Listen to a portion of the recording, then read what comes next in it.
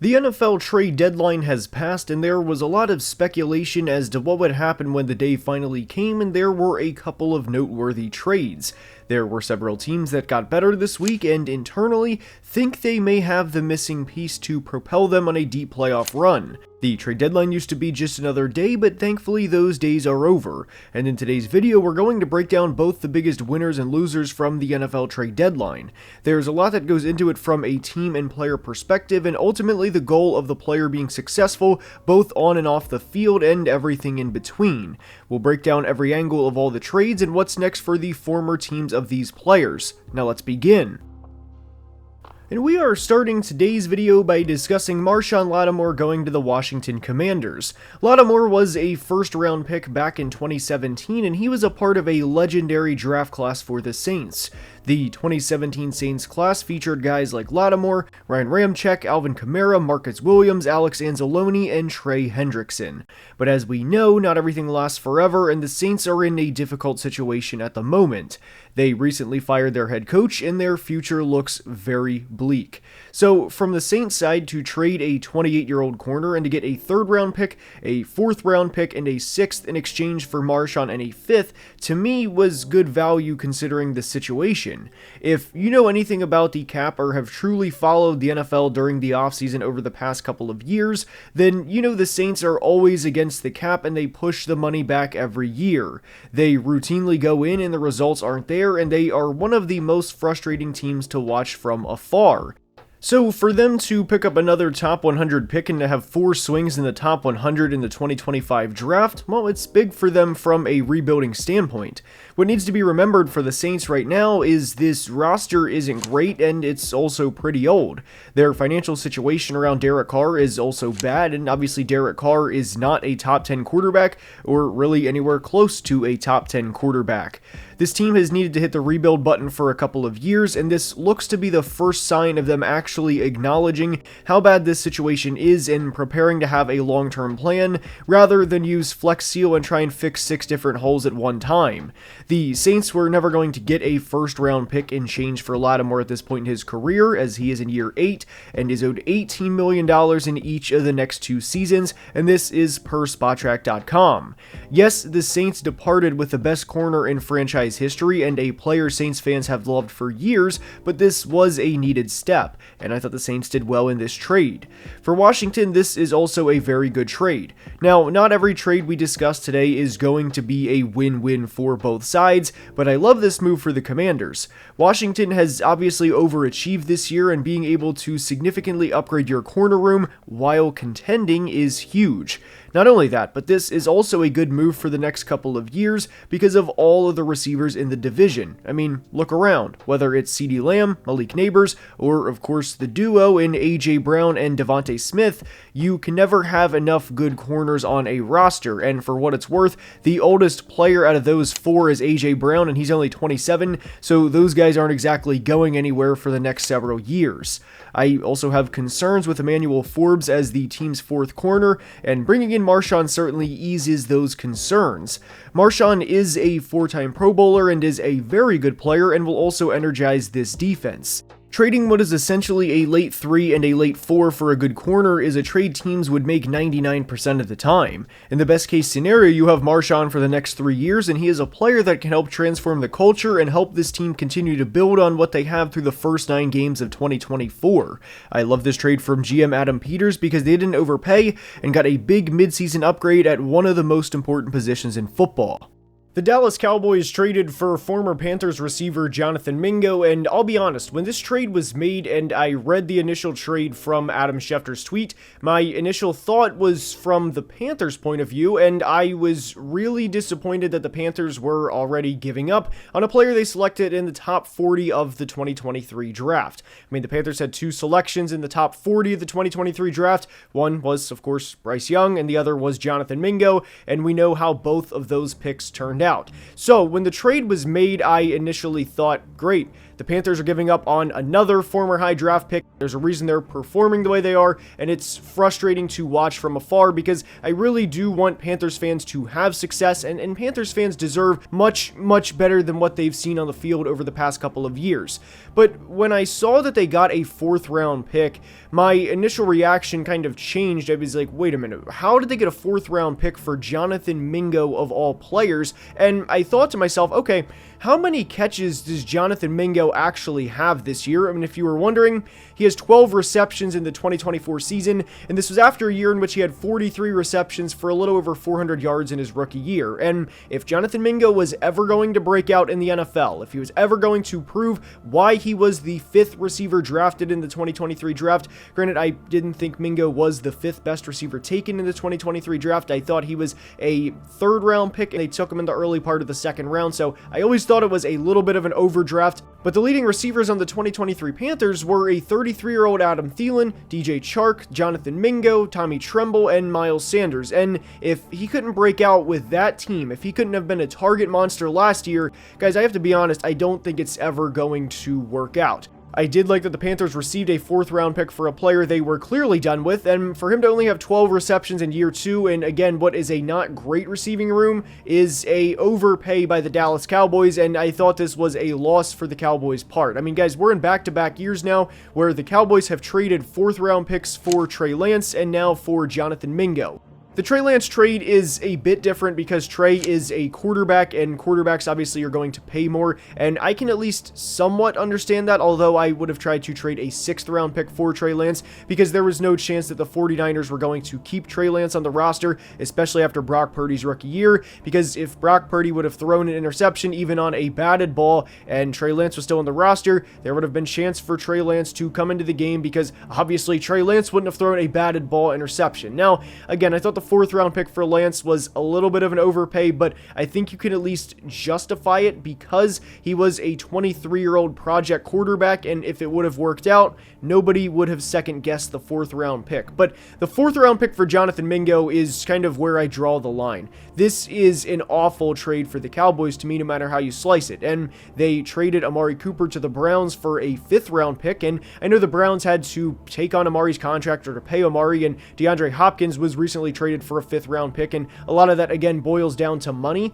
But guys, the Panthers wanted nothing to do with Jonathan Mingo. They showed this every Sunday, and he was not even cracking the lineup. He was not getting consistent targets. Yep, Jerry, the GM, openly said, hey, you know what, I'll overpay. And the initial reactions after this trade was made was golden on Twitter, because it was, Jerry is the GM in your fantasy league that you fleece every year, and everybody knows you can fleece him for one good trade a year, and that's kind of where the Cowboys are. We did a video a couple of weeks ago on the Cowboys situation and why their future is bleak, and it honestly boils down to the fact that they have Dak Prescott, CeeDee Lamb, and Micah Parsons, and that their floor is going to be a little too high because they're never going to be a 2 or 3 win team to really get a good top 3 or 4 draft pick, and they're certainly never going to win a Super Bowl based on the rate that they're going now. And this type of decision is one where I sit back, and after initially looking at it from the Panther side, I just thought to myself, why? There were so many better options than Jonathan Mingo available,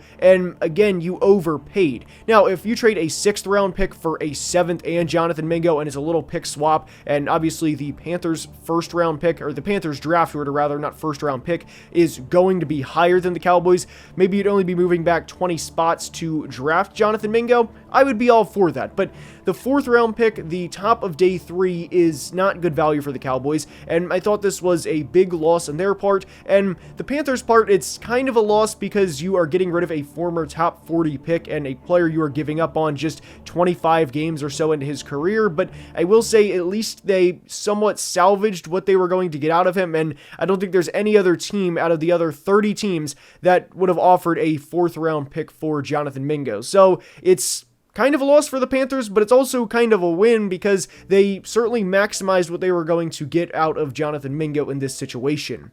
Za'Darius Smith is now a Detroit Lion after being traded from the Browns on the day of the deadline. This was a trade that had been discussed for weeks, and the Lions finally made their move.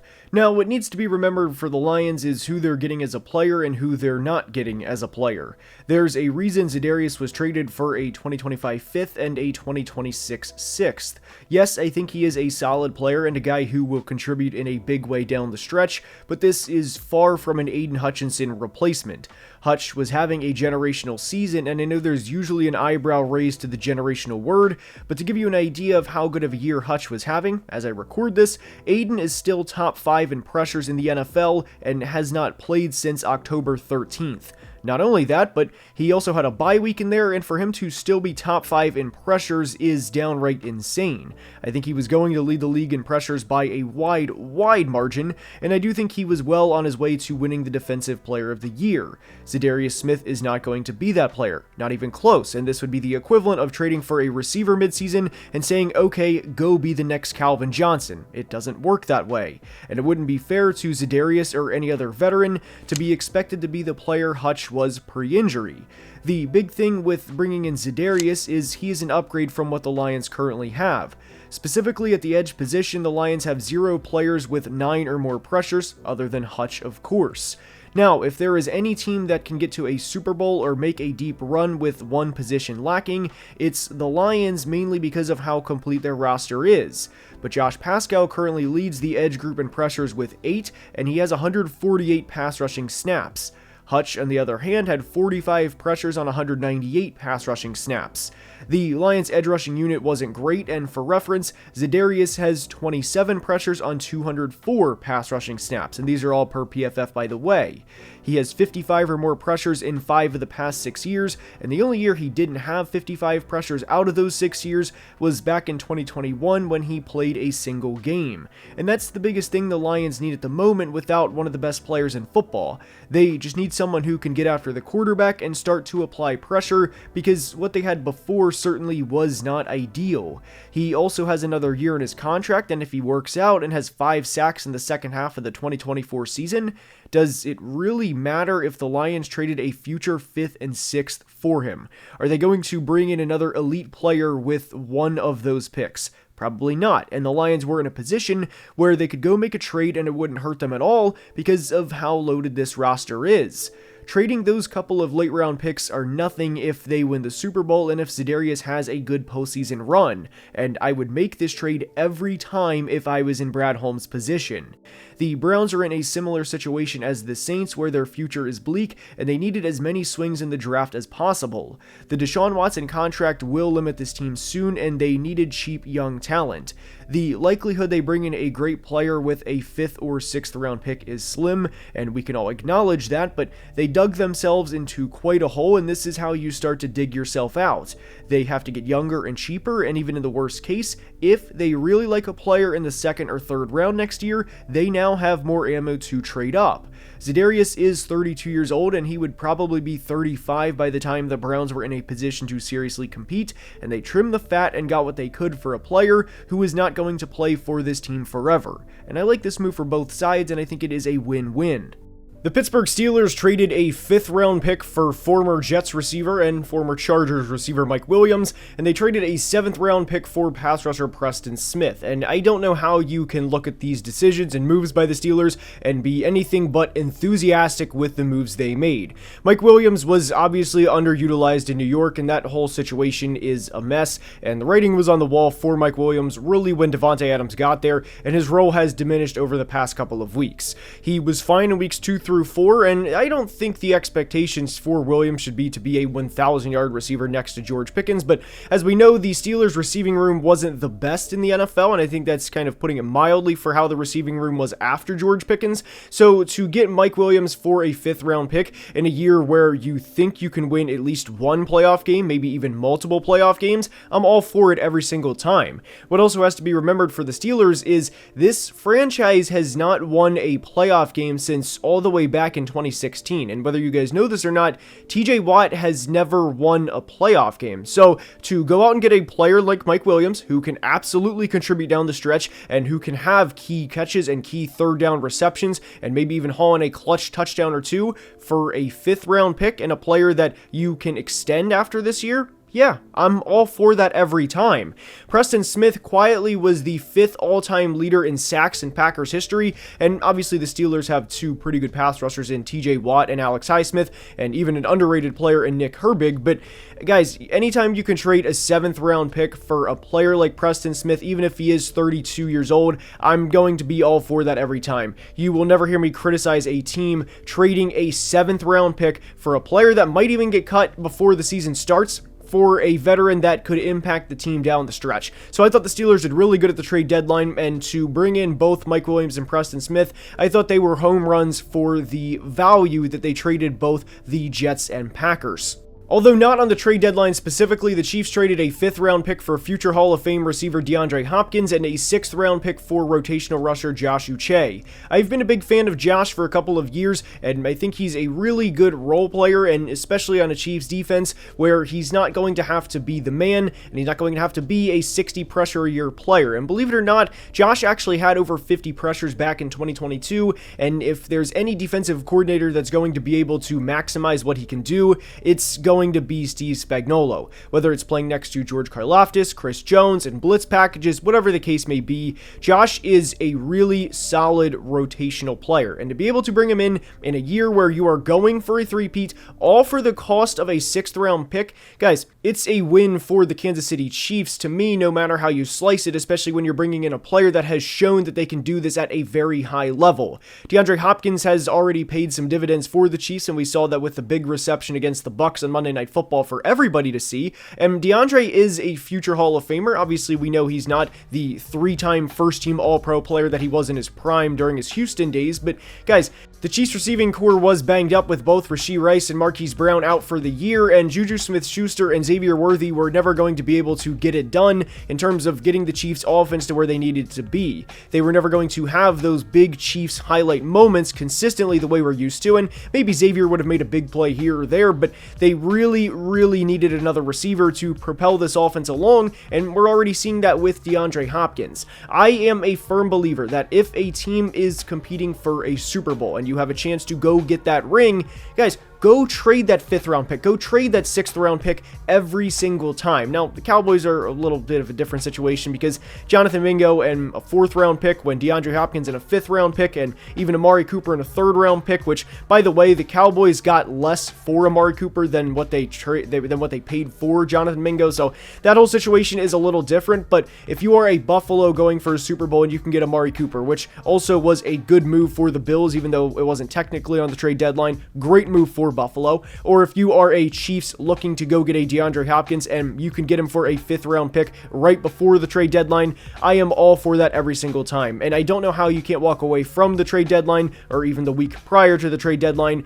knowing that the Chiefs acquired both DeAndre Hopkins and Josh Uche, knowing that those players will contribute in big moments for the Chiefs in probably the divisional round, probably the AFC Championship game, and maybe even their 3rd straight Super Bowl. Knowing those players are going to step up when you need them and all you had to pay was a 5th and 6th round pick. Guys, the Chiefs are going to have a chance to 3-peat for a reason, and it's because they consistently do great things. Brett Veach is one of the best GMs in the business, and given that he is a back-to-back Super Bowl champion, you can very easily argue and say the best GM in the business, and I don't think anybody would be able to dispute that. The Chiefs are at the top of the game for a reason, and it's because they capitalize when other teams are down. The Chiefs are definitely big winners from the NFL trade deadline. I also really like the Ravens getting Deontay Johnson for what was effectively pennies on the dollar, and the Vikings getting both Cam Robinson and Cam Akers for what was not a lot to give up for each of those players, and especially Cam Robinson, given that Christian Darrisaw had recently went down, and the Vikings were in a prime position to be fleeced. So I hope you guys enjoyed today's video, and if you did, please like and subscribe, as only about 43% of people watching are subscribed. It helps the channel tremendously. Until next time, please be safe and have a great day. Love you guys.